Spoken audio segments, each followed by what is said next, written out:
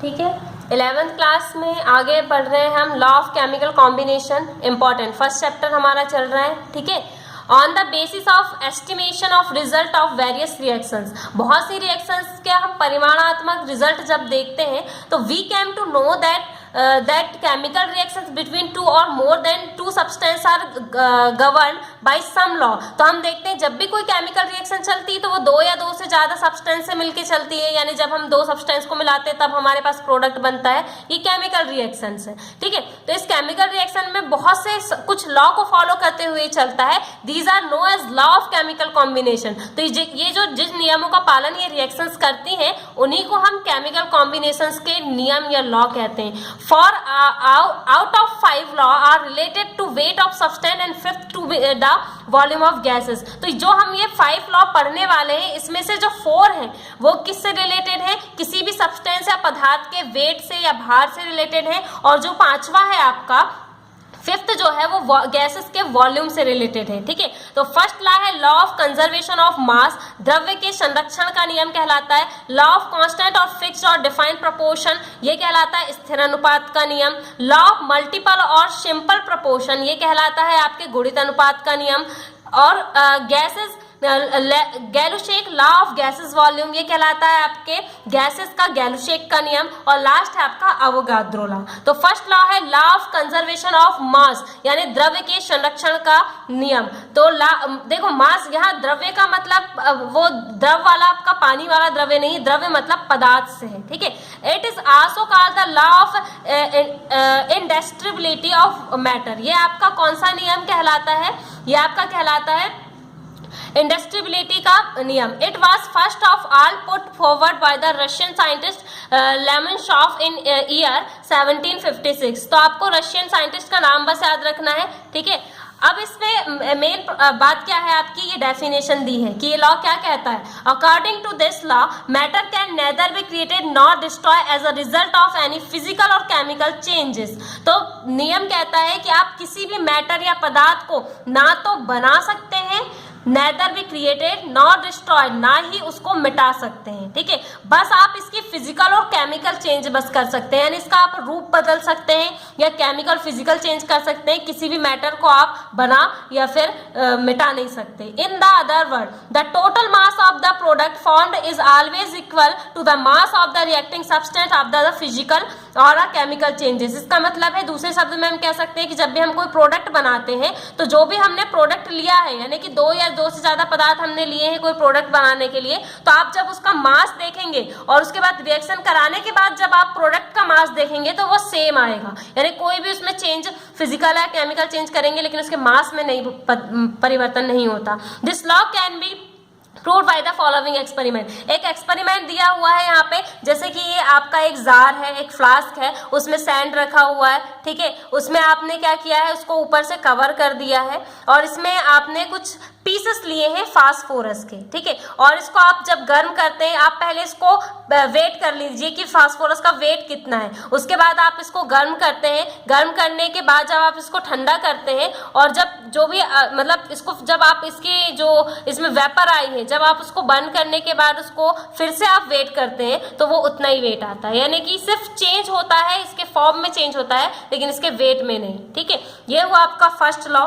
ठीक है, नेक्स्ट देखो सेकेंड लॉ है लॉ ऑफ कांस्टेंट और फिक्स्ड और डिफाइंड प्रोपोर्शन का नियम, स्थिर अनुपात का नियम जो आपका कहलाता है। This law was first given by the France chemist Louis Proust in 1799 में। तो इसमें फ्रांस केमिस्ट ने इस नियम को दिया है।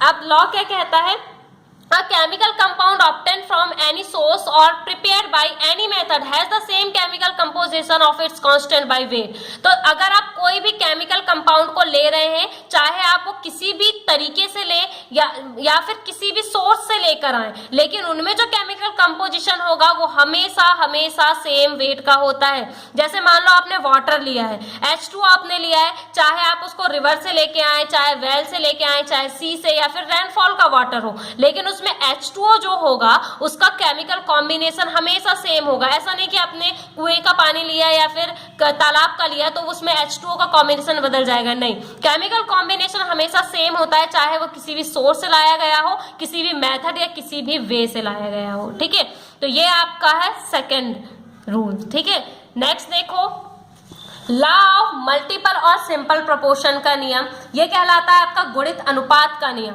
This law was propounded by John Dalton in 1803। 1803 में जॉन डाल्टन ने ये नियम दिया। According to this law when two element combine together to form two or more than two chemical compounds then the weight of one of the element which combines with the fix weight of the other bears a simple ratio to one another. तो इसमें कहा गया है कि जब भी हम कोई एलिमेंट को कंबाइन करते हैं दो या दो से अदर कंपाउंड के साथ और हम इनको वेट करते हैं तो हमेशा हमारा जो प्रोडक्ट बनेगा, एलिमेंट बनेगा, जो कंबाइन होकर जो बनेगा उसका वेट इन्हीं जो हमने पहले जो केमिकल लिए हैं, एलिमेंट लिए हैं, उन्हीं के वेट के बराबर होगा। ठीक है, जैसे कि मान लो हमने कार्बन 1 लिया है, हमने ऑक्सीजन हाफ लिया है, तो जब हम कार्बन मोनोऑक्साइड बनाएंगे तो ये जो इसका कार्बन मोनोऑक्साइड जो टोटल इसका जो वेट निकलेगा वो कार्बन और ऑक्सीजन के वेट के सिंपल रेशियो में निकलेगा। ठीक है, ये आपका कहलाता है मल्टीपल सिंपल प्रोपोर्शन का नियम। नेक्स्ट है आपका एग्जाम्पल दिया है, एग्जाम्पल नंबर आपका 3। ठीक है, इसको आप देखेंगे तो इसमें दिया है आपको 2.8 gram oxide of carbon at standard temperature and pressure yielded 1.12 litre oxygen and another oxide 4.4 gram yielded 2.24 litre of oxygen. तो इसमें आपको ऑक्साइड दिया है 2.8 ग्राम का, इसमें आपको 1.12 लीटर ऑक्सीजन दी है, 4.4 ग्राम दिया है आपको अदर ऑक्साइड और 2.24 लीटर ऑक्सीजन दिया है। ठीक है, आपको इसको इस मल्टीपल प्रोपोर्शन लॉ को इसमें प्रूफ करना है। ठीक है, नेट टेम्परेचर और प्रेशर, एनटीपी मतलब net temperature and pressure 22.4 litre oxygen is equal 32 ग्राम। ठीक है, ये आपको ऑक्सीजन का जो भार है वो दिया रहेगा। आपको वेट दिया है जिस चीज का आप लिख लें, फिर weight of 1.12 litre oxygen NTP. ठीक है, 32/22.4 इंटू 1.12 ग्राम। ठीक है, इसमें आपका वेट कितना निकलता है 1.6 ग्राम आपने ऑक्सीजन का निकाल लिए। उसके बाद वेट निकालना है आपको 2.24 लीटर ऑफ ऑक्सीजन का एनटीपी का, इसका आपका लिखेगा 3.2 ग्राम। ठीक है, तो फर्स्ट में आपने क्या लिखा है oxide the weight of oxygen, आपको ऑक्साइड के ऑक्सीजन का वेट दिया है, कार्बन का वेट दिया है, आपको वेट निकालना है तो आप ऑक्साइड में से ऑक्सीजन माइनस करेंगे तो 1.2 ग्राम आएगा। फिर सेकेंड ऑक्साइड दिया है आपको 4.4 ग्राम, इसका ऑक्सीजन का वेट है 3.2 ग्राम, वेट ऑफ कार्बन है 4.4 ग्राम। तो जब आप 4.4 ग्राम में से 3.2 को हटाएंगे तो आपको कार्बन का वेट मिलेगा 1.2 ग्राम। इसका मतलब है हमारे पास पहले जितना कार्बन था प्रोडक्ट बनने के बाद भी उतना ही है। ठीक है, अब है आपका नेक्स्ट है Gay Lussac law of gases volumes का। ठीक है, तो gases combine with each other in the simple ratio of their volumes. If product is a gas it also bear the simple ratio with the volume of reaction provided all volumes are measures under similar condition. इसमें यह कहा गया है कि जब आप दो या दो से अधिक गैसेस को आपस में मिलाते हैं और अगर बनने वाला प्रोडक्ट भी गैस हो तो वो जो गैस का जो वॉल्यूम होगा वो मिलाई गई हुई गैसेस जिसको हम रिएक्टेंट बोलते हैं, मिलाई गई हुई गैसेस के वॉल्यूम के बराबर ही होगा अगर कंडीशन सेम हुई तो, समान आयतनों में। समझ में आया कि अगर हम कोई प्रोडक्ट बना रहे हैं, गैसेस समान है, ठीक है, अगर हम कोई प्रोडक्ट बना रहे हैं और वो गैसों को मिला के ही बना रहे हैं, यानी रिएक्टेंट से हम प्रोडक्ट बना रहे हैं, रिएक्टेंट मतलब हम जिन पदार्थों को आपस में मिलाते हैं वो रिएक्टेंट कहलाते हैं। तो जब हम रिएक्टेंट अगर हम गैसेस ले रहे हैं अलग अलग टाइप की और उनका वॉल्यूम अलग अलग रेशियो में, मतलब सिंपल रेशियो में, और बनने वाला प्रोडक्ट भी अगर गैस ही हो तो जो प्रोडक्ट बनेगा उसका जो वॉल्यूम आएगा वो रिएक्टेंट के वॉल्यूम के सिमिलर कंडीशन में आएगा। ठीक है, ये आपका कहलाता है लॉ ऑफ गैसेस वॉल्यूम का नियम। ठीक है, अब नेक्स्ट है आपका एवोगाड्रो लॉ। ठीक है, this law was proposed by Avogadro in 1811। Avogadro आपको याद रखना है 1811 में इन्होंने ये नियम दिया। According to this law at equal temperature and equal pressure in equal volume of gases number of molecule must be equal. उन्होंने कहा है कि अगर आप गैसेस ले रहे हैं, ठीक है, रिएक्टेंट के रूप में आप गैसेस ले रहे हैं, अगर टेम्परेचर समान है प्रेशर भी समान है, यानी आप पूरी रिएक्शन करते समय टेम्परेचर भी एक सा रख रहे हैं, प्रेशर भी एक सा रख रहे हैं, इन equal volume of gases number of molecule must be equal. और आपने जो अलग अलग गैसेस लिए, मान लो 2 या 4 आपने गैसेस ली हैं तो उनका वॉल्यूम भी एक सा है, उनको देने वाला आपका टेम्परेचर सेम है, प्रेशर भी सेम है, तो इस कंडीशन में हर गैसेस में मौजूद मॉलिक्यूल्स के नंबर भी सेम होंगे, ठीक है, चाहे वो गैसेस कोई सी भी हो। For example, at equal temperature and equal pressure in container of 2 litre each having hydrogen, helium, carbon dioxide and sulphur dioxide, there will be equal number of molecules. इसमें बोला गया है कि आप सेम टेम्परेचर ले रहे हैं और इक्वल प्रेशर ले रहे हैं, और आपने 2-2 लीटर आपने क्या लिया है, हाइड्रोजन, हीलियम, कार्बन डाइऑक्साइड और सल्फर डाइऑक्साइड, तो इनमें जो मॉलिक्यूल्स प्रेजेंट होंगे उनके नंबर सेम होंगे। In fact Avogadro propose concept of molecule for the first time, और एवोगाड्रो ने ये पहली बार ये कॉन्सेप्ट दिया था, ठीक है, तो ये एवोगाड्रो लॉ कहलाता है।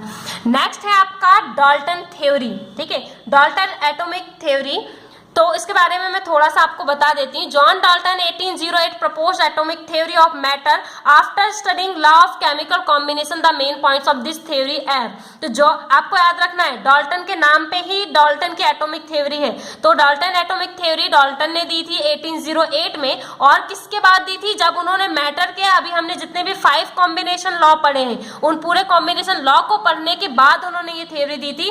और यहाँ पे कुछ आपके पॉइंट्स दिए हैं, ये पूरे के पूरे 9 पॉइंट्स और लिमिटेशंस इंपॉर्टेंट है, इनके बारे में हम नेक्स्ट क्लास